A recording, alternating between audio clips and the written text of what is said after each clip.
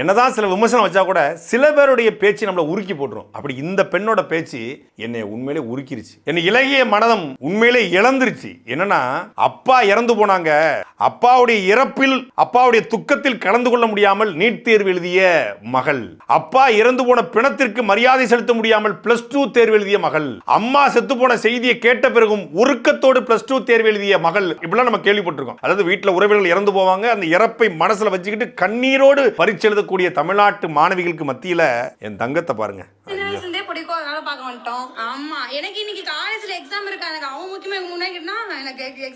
Exam முக்கியமா விஜய் முக்கியமானா? எங்களுக்கு விஜய் தான் முக்கியம். எக்ஸாம் அது எப்ப வேணா எழுதிக்கலாம். அது எழுதுறோம், எழுதாம போறோம், குட்டிச்சவரா போறோம், என்னமா போறோம். விஜய பாக்குறது முக்கியம்.